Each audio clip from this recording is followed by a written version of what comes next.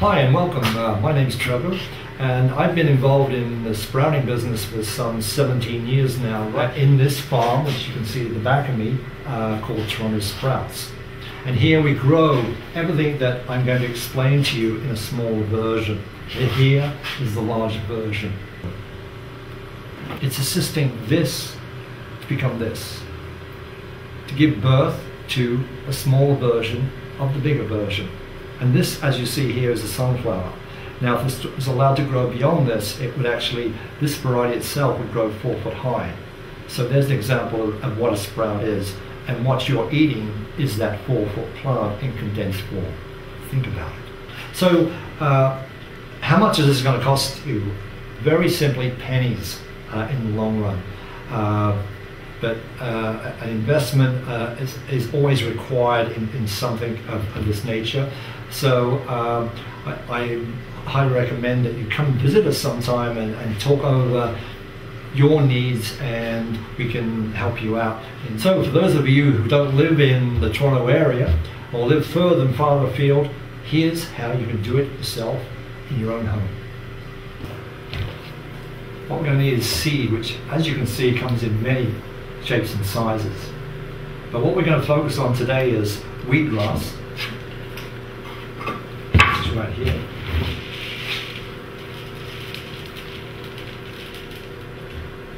and sunflower.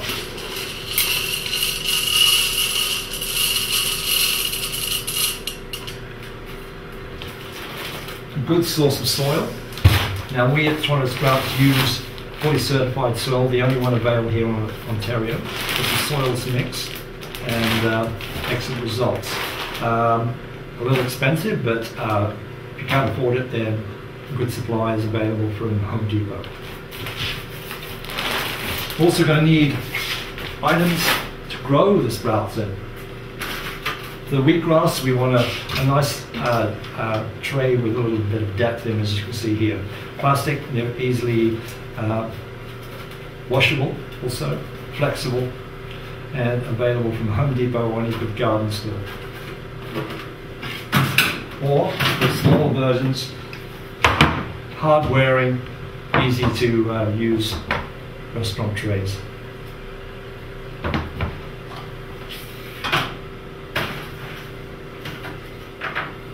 Screens, preferably the nylon house screen, which you can get from any good hardware store. They're very heavy duty, and they let in a lot of air, and they're a lot cleaner than cheesecloth, and very easy to clean. And 2 really good thick plastic bands, which I'll show you how to use as we move along.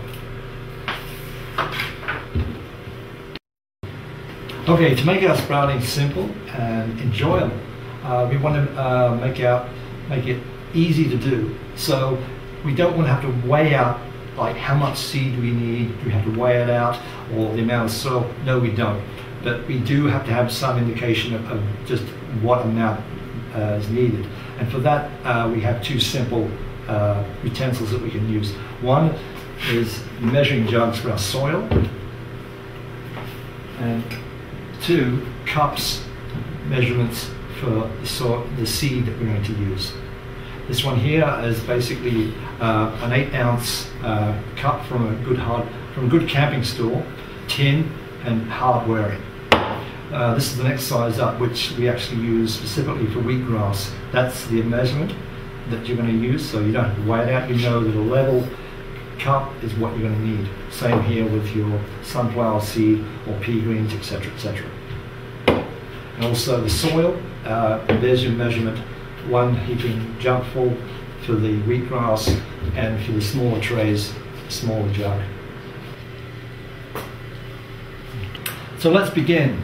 First stage of any sprouting, whether it's either grown on soil or in the jar, both methods which I'll teach you, is to actually pre-sprout or soak the seed for a duration of time. Let's look at wheatgrass. We're looking at a soaking period of 6 hours. So you need to plan your day.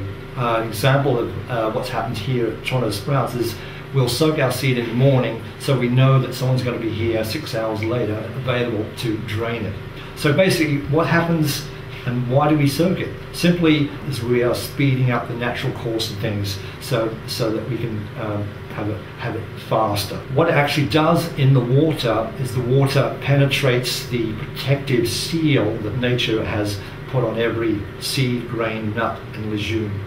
It's what's known as an enzyme inhibitor, or more simply, it's like wearing a raincoat. It keeps the water off, because once the water penetrates that outer skin, then it activates it. So unless a seed has been touched by water, it will remain stable and ready to use forever. Example is when they opened the pyramids, they discovered a storage of seed, and 2,000 years later, there it is, very intact, and they sprouted. Okay, let's begin with step one, soaking the seed. Let's look at wheatgrass. Now what we're going to do is actually, as I said, we don't need to worry about getting scales and weighing it out. Basically, what we're looking at to actually spread in a tray of this size is roughly 8 ounces of dry seed. And this in itself is your 8-ounce cup. 1 level cupful is all you require. To put it in a container of either plastic or stainless steel, or preferably glass jar like so.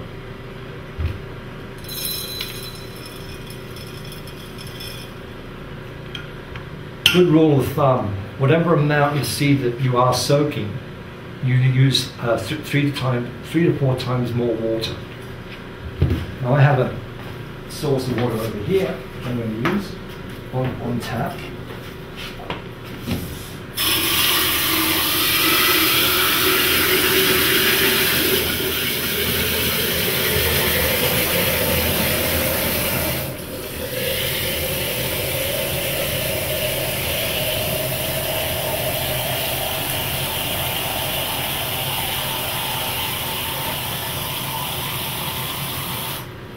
If possible, try to use filtered water.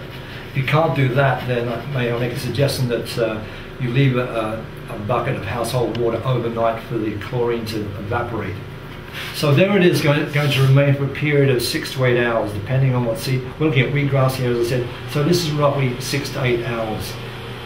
What I suggest also is you get yourself a screen, cut to size, about 6 by 6, which you place over the top like so.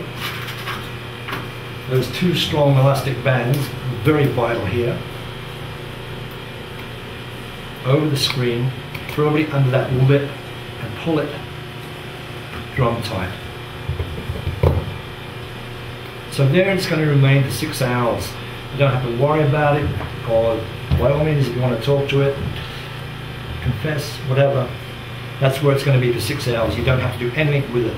So just make sure you come back within 6 to 8 hours. Don't go any longer, because what happens, the seed will start leaching its minerals and vital nutrients, and also it'll become waterlogged and drown. So 6 hours later you come back, it's time for the next stage. Basically what you're going to do is you're going to drain it like so.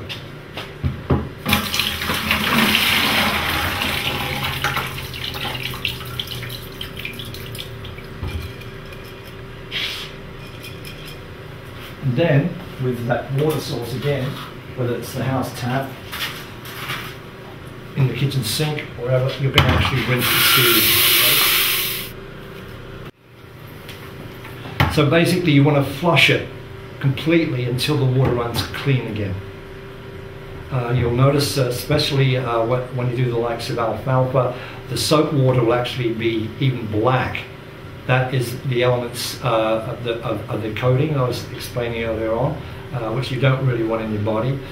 So flush that right out, and it'll take, with the likes of alfalfa, several minutes, but with the likes of wheatgrass, it's finished within 60 seconds.